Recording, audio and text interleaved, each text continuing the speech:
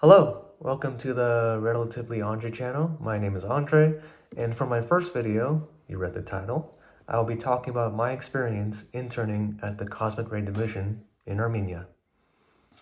So before I dive in, I just want to introduce myself and then explain what the Cosmic Ray Division really is.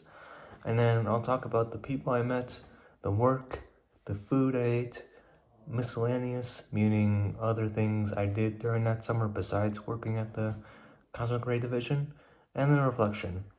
I'll create like segments in the video. I know you can do that on YouTube in case if you want to listen to a specific part only, but hey, every part is worth listening to.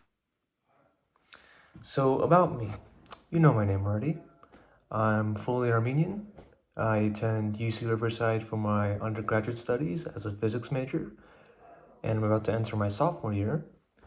I usually wear glasses since my vision sucks. I'm nearsighted, but I'm not going to for YouTube videos because you're going to see there's like an annoying glare and don't want to deal with that.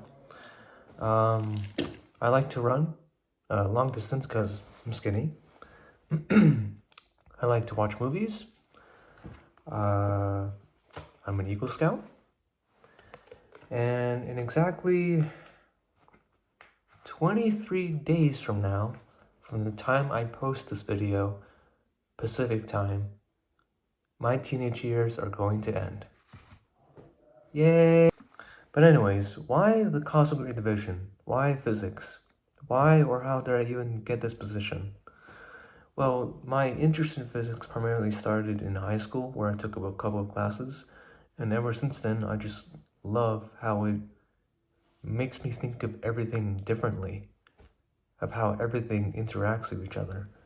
And so I chose as my major in college, and for why I chose astrophysics, I just read up on NASA, found their missions to be super interesting, and so I wanted to combine that with my learning in physics.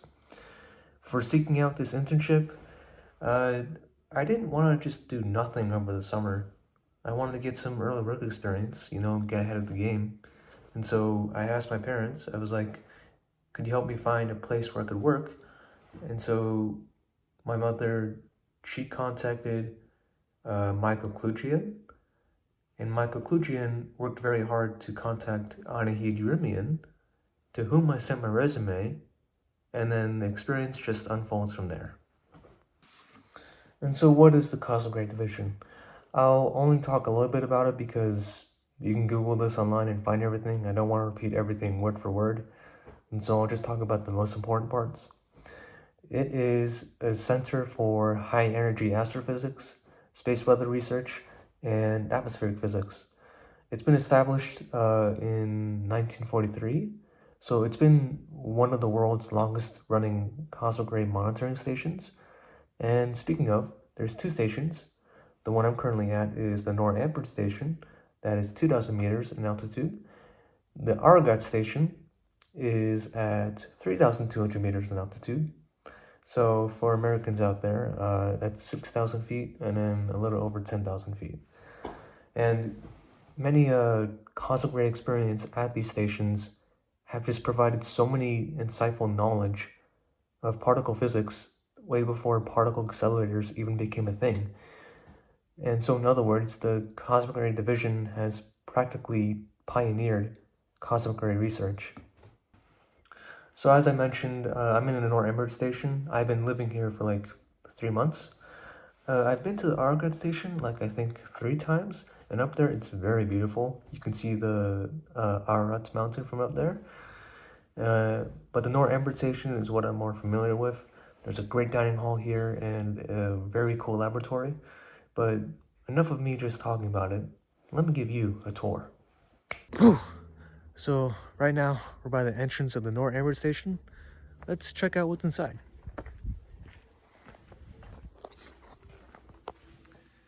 So immediately on the walls you can see very historic photos and achievements of the Cosmic Ray Division. And some beautiful sights. This right here is my room that I've been living in the past 3 months. And let's continue walking. Some more historic photos. This is Professor Chilangarian's office. He's the head of the Cosmic Division.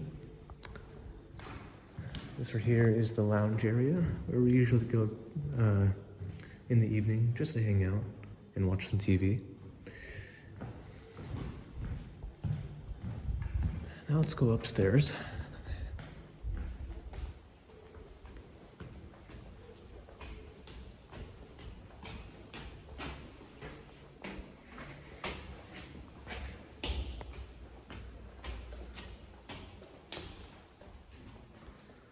This right here is the conference room. Now let's keep walking this way. You guys definitely need to see this. This right here is the entire view of the city of Yerevan. One of the reasons that I love being here. It's extremely beautiful. I know. Let's go downstairs, where the laboratory and the dining hall are. Now we're downstairs. Through this door is the laboratory, but first let's check out the dining hall. You can see here, this is where we wash our hands before eating, because that's the most important thing to do. And then here is the dining hall. Very nice. And here, you can make tea or coffee anytime throughout the day. Now let's check out the laboratory.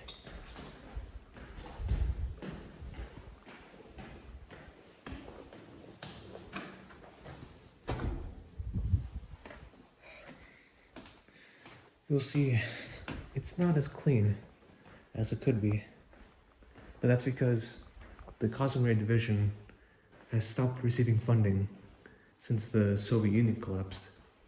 But Professor Chilangarian still remains strong and has led the research here at the Cosmic Ray Division ever since.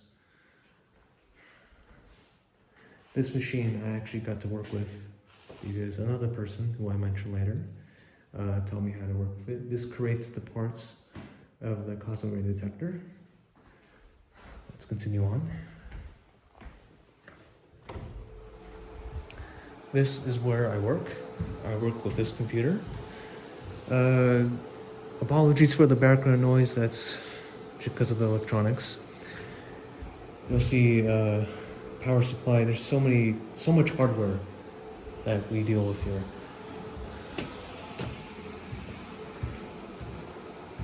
Beneath this tarp is a photo multiplier tube, which I'm currently working on. This is the 12th one that I'm working on. I have already tested 11 of them.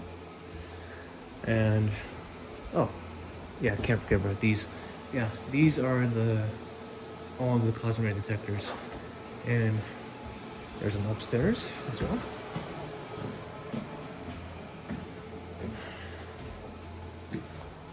So you can see, it's very cool.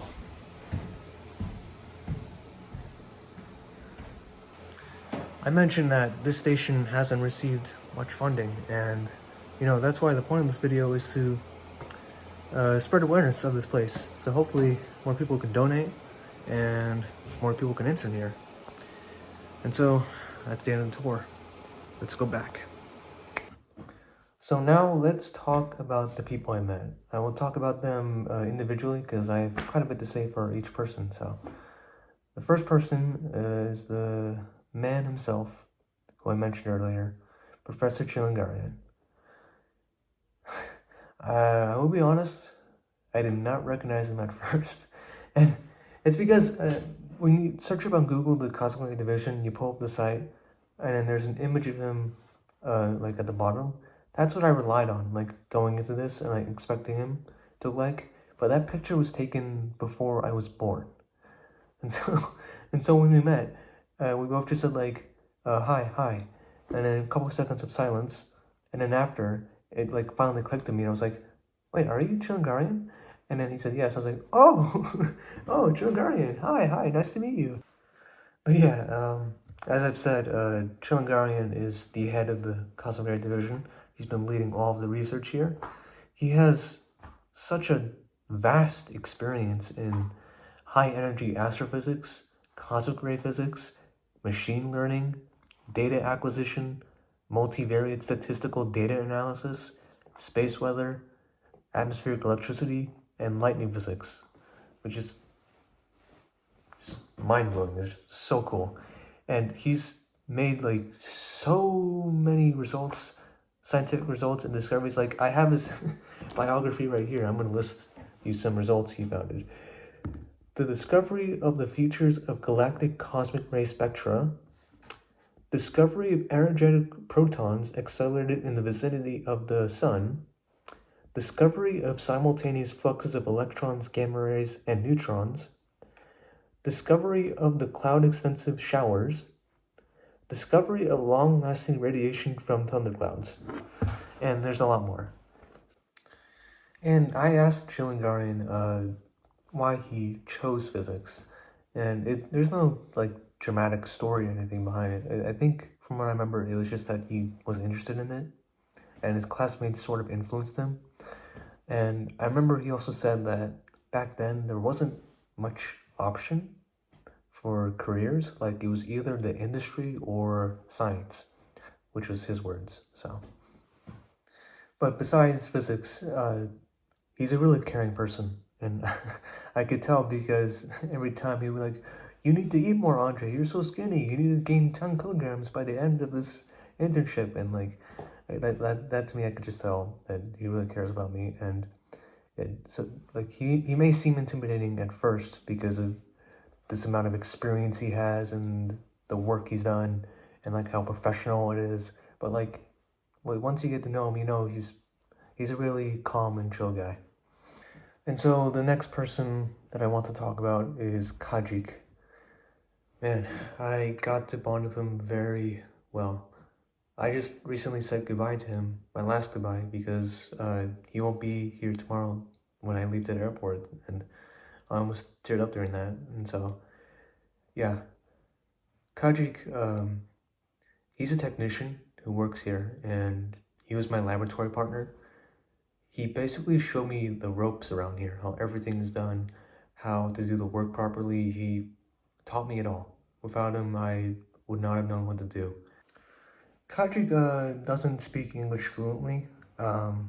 He can like form some words to the point where like I can just barely understand what he's trying to say, but yeah, not fluent at all. So we had to use Google Translate whenever we were working. There's only like two people in this station who can speak English, Chilingarian, as I mentioned, and one other person who I mentioned later. But yeah, we would use Google Translate every time, and it's quite a unique experience because we would understand what we were saying, even though we could not hear each other speak. Besides showing me what to do, Kajik basically just gave me a tour of the station and also the White House. It's nothing remotely similar to the American White House. It's completely different. There's cosmic ray detectors in there, and it was very cool. It was abandoned, I think, like since the Soviet Union collapsed. So no one's lived there anymore, but like there's still detectors there. Kadrik is also the one who is responsible for teaching me all the Armenian language that I know. I still can't speak it fluently, not even close, but I know a lot more phrases and words because of him, and I really can't thank him anymore for that, honestly. And it wasn't just one-sided. I got to teach him some English too, and he even saw how fast I was able to type, and he wanted me to teach him on that too, so yeah, it was very wholesome. The reason I got to bond with him so well is because I felt like I grew up with him from June 16 all the way to today, August 31. From the start where we're all working, he had a beard, and then towards the end of July, he got married. And I was like, what? Like, I knew he was engaged, but I didn't think he was going to get married, like, when I was interning here. And so he took like almost 3 weeks off of work on his honeymoon. And then he comes back after with this nice white collared shirt, clean shaven, ring on his third finger. The things marriage can do to a man. And so I felt like I needed to get him a present because he got married. And so I got him this wedding box. I got one for myself too, where he can store wedding photos in and memories. Yeah. Yeah, Kajik is very, very nice man. He's very patient. He'll listen to what you say, even though he's like in the middle of doing something, and he's very understanding. The third person I want to talk about is Professor Tigran. He is the second person that can speak English fluently, and he's that person who taught me how to use that machine in the tour I gave you. He's the one that brought me from the airport to here, and then tomorrow he's gonna bring me back to the airport, where I'll be going home. So Tigran was basically my boss. He would tell Kajik and I the things that needed to be completed, and we would do them. He has a PhD, so he works side by side of Chilingarian, and I asked him the same question I did of Chilingarian, like, why did he choose physics? I found his story to be really insightful because it motivated me to work harder throughout this internship. Back when he was in school in Yerevan State University, the teachers there were awful because they would pressure the students not to go into physics and say that it would be overwhelming for them. So there was no positive learning environment for physics at all. So Tigran was afraid at first going into it, but he really wanted to prove the teachers wrong. He wanted to prove that physics is not as intimidating as it may seem. And he did. He did. He got his PhD. He got his brothers into physics as well. And he lives very well. Had to take off the leather jacket because it's starting to get hot in here. But yeah, Tigran, like Kajik, he taught me about the work. Where the difference lies is that Kajik taught me on the technical part, whereas Tigran taught me the concepts. He gave me lectures in the conference room about the origin of cosmic rays and how the cosmic ray detectors work. And trying to understand those concepts is way more difficult than trying to understand the technical work because it's graduate level physics and I'm only an undergraduate. And the thing is, I'm the first undergraduate to ever intern here, and so it was really difficult for me. But thanks to Tigran, he stayed with me the whole time, and I persevered through the entire internship, and I was able to actually grasp the concepts that he was teaching, and he taught it in a way that made sense and made it simple to understand, and I really thank him for that, truly. Like Chilingarian, he may seem intimidating at first because of the amount of work experience he has, but he's not at all. He's very friendly, very nice, very respectable. Now, the fourth person I want to talk about is Professor Balovic. He is very cool. that can be summed up in 2 words, very cool. Because I'm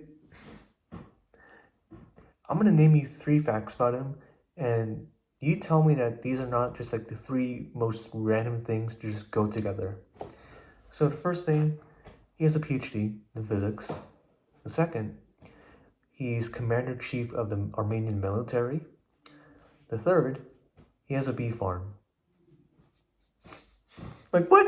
It kind of makes sense that he's a commander-in-chief of the military because he's the one that most often would tell me, like, oh, you have to wake up at this time, Andre, 9 a.m., so you can have breakfast with these people. But, like, I'm not usually a morning person, and so it's kind of hard to wake up pretty early. But it makes sense now, because he's commander-in-chief of the damn military, and he tells soldiers to get up at, like, 6 a.m. to start running. So, but yeah, so Malovic, he was another mentor. He wasn't like Tigran where he was our boss, but like if Kadrik and I had a problem with like the detector we were working on, we would go to him, ask him about it, and he would help fix it. He only speaks Armenian, so I had to conversate with him using Google Translate. Another thing about him is that he wants to take me to the military at some point, so, but obviously not now because I'm going home tomorrow. So maybe next time, Malbec. Maybe next time. The fifth person I want to talk about is Tatu. He's Tigran's father, only speaks Armenian. He's basically the shopkeeper, so he gets all the food, all the water for everybody.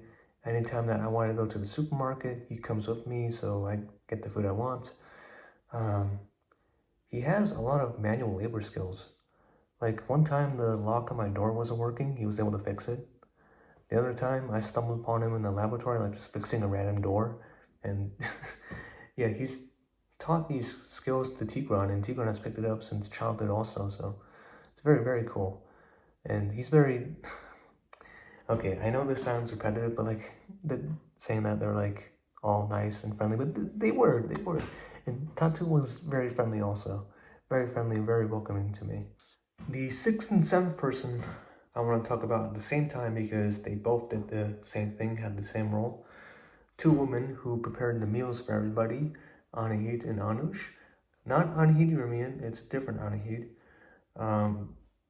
Both of them just had such a lively presence. Like, anytime they spoke, they just immediately made me smile and just feel so accepted there.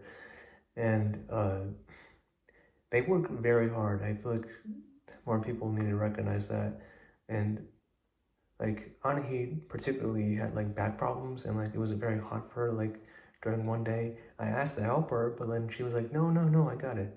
And so like I'm like, okay. And she just works very hard for us and the other people at the customer division, and so I just had to mention them. And then I'll talk about the rest of the people collectively, Aram, Ashot, and many others. They really made me feel valued there.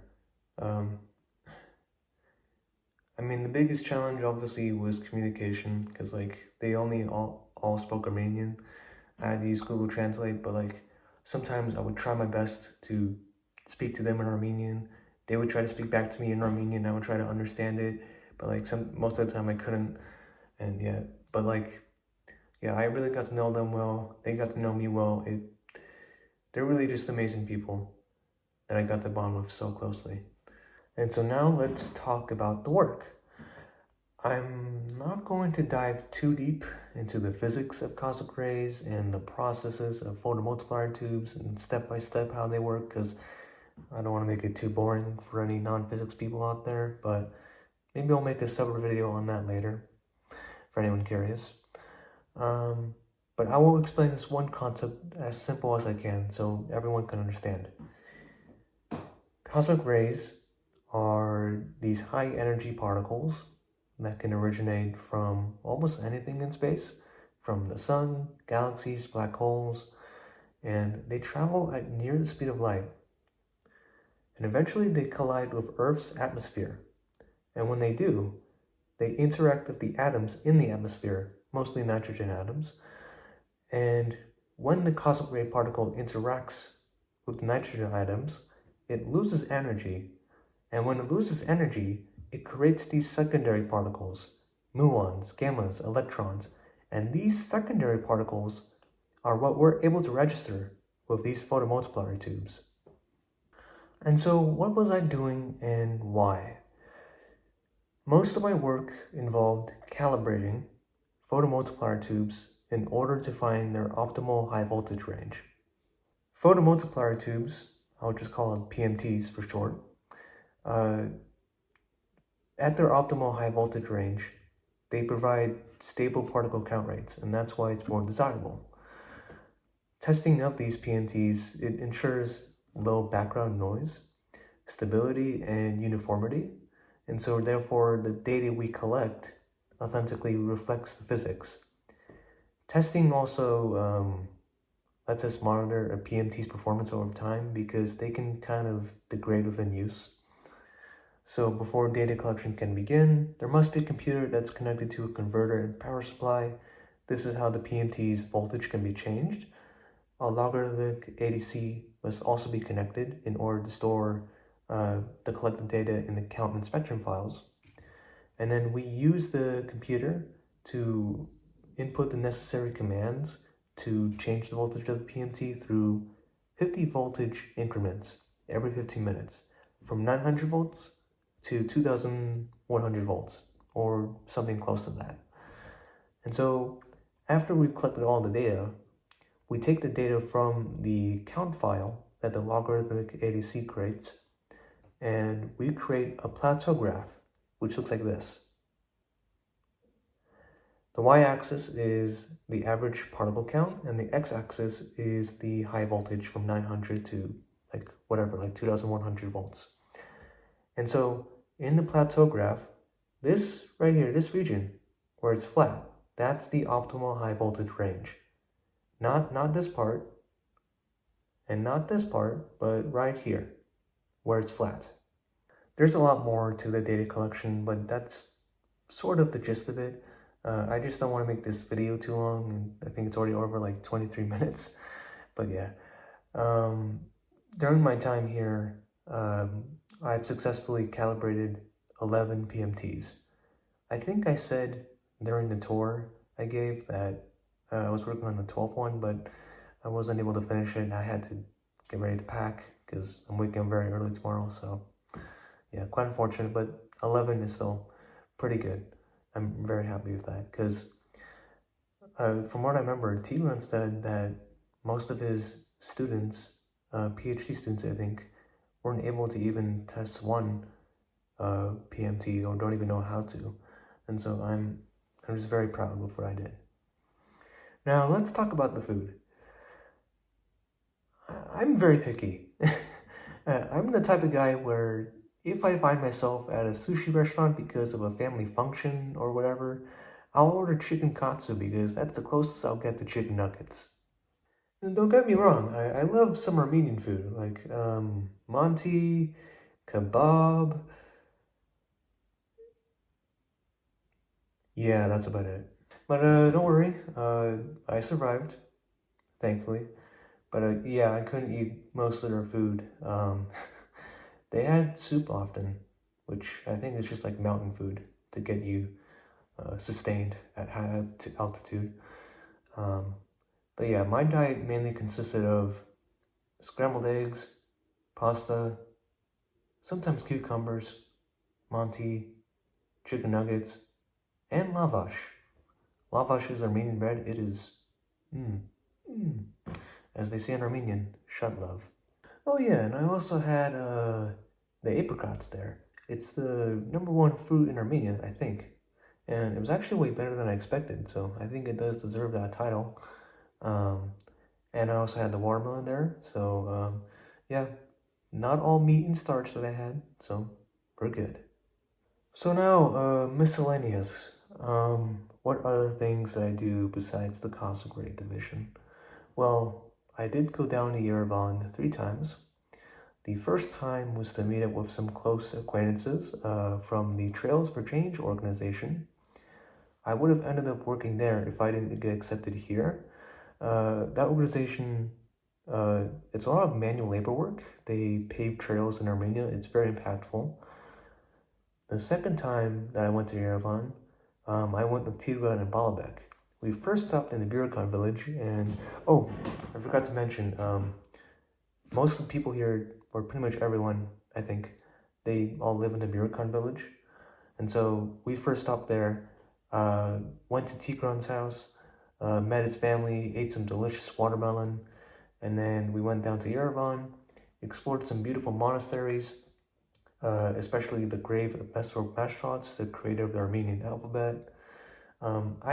I've already been to these places before, cause this is my 3rd time being here in Armenia, but it's still nice getting to revisit them. And then for my 3rd time to Yerevan, Tigran, Kajik, and Tatu came with me. They had to run some errands, and eventually we concluded the day going to a place where I had the best shawarma kebab in the entire world. It was enormous too. Like something that like usually I don't eat that much, but because it was so good, I was able to finish the entire thing. But then I felt so exhausted after, so yeah. There was also some animal friends I made along the way at the cosplay division. There was a stray dog and a stray cat with kittens. I say stray because although they were there getting fed by the people at the cosplay division, uh, anytime that I would try to get close to pet them, they wouldn't let me. Like the dog especially, like just would run away every time I try to get close to pet it. So definitely a stray of some kind. But yeah, I watched the kittens were like this small, like the start when I came here, and then they're like this big now, and it's so wholesome. Also, on some occasions, there's like wild cows that would just like roam around the station eating the grass, and the dog does not like that. It would just like bark at them so loudly and get so dangerously close to them. But thank God the cows are not aggressive. Otherwise, the dog would have been dead by now. And so now the reflection to conclude the video.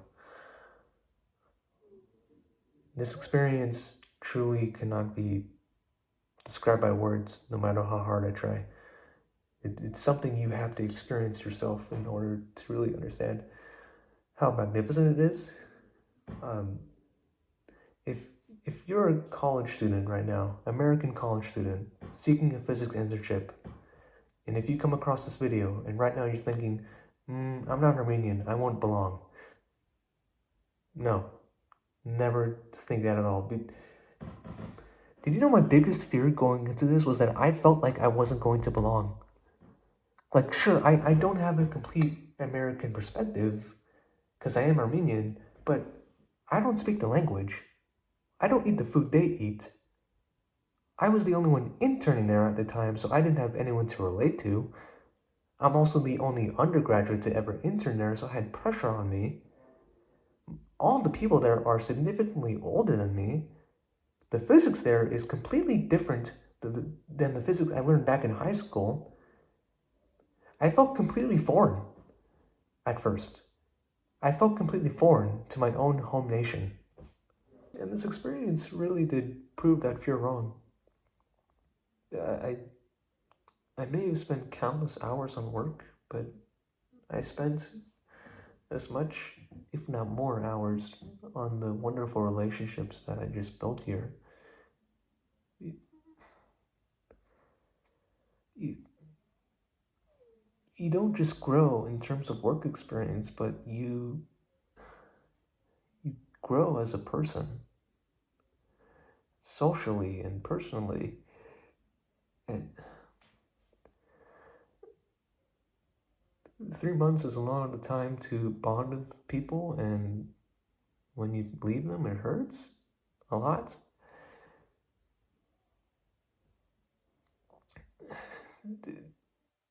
These people, they all loved me. It proved this fact to me because we all ate breakfast, lunch, and dinner all together like a family every single day during the months that I was here. It proved this fact to me because Chilgarian gave me this box made out of Iranian seashells as a present. It proved this fact to me because Kajik, Tigran, and Balabek were willing to stay with me and not give up on me and help me through the journey.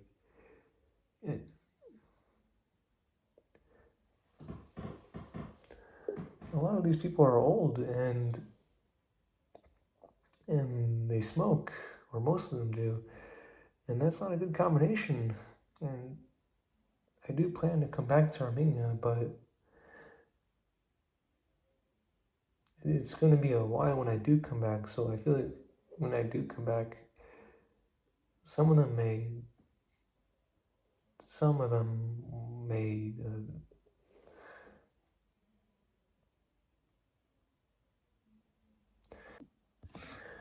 But I shouldn't cry. Because, I mean, I put this as my 8th grade quote in the yearbook by Dr. Seuss. Don't cry because it's over. Smile because it happened. So, I'm gonna smile. I'm gonna smile because I could not be more grateful for this experience. I could not be more grateful not only for the amazing community that embraced me here, but also for Michael Klugian, who is the sole reason I'm here. He found this place for me by contacting Anahid Rimian, who then contacted Chungarian, and then I was able to contact him.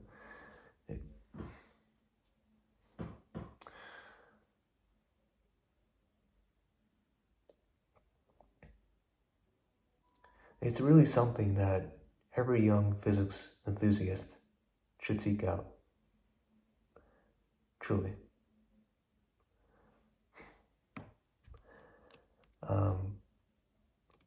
And that's about the end of the video. I'm going to cut off here. Thank you for watching. If you listened through the whole 38 minutes or whatever it is, I'm not sure yet. I'll find out. If you want to know more information, I might make a book and see if I can publish it somehow and like sell copies. I don't know if I can do that. I'll see if I can do that. But yeah, thanks for watching again. See you guys.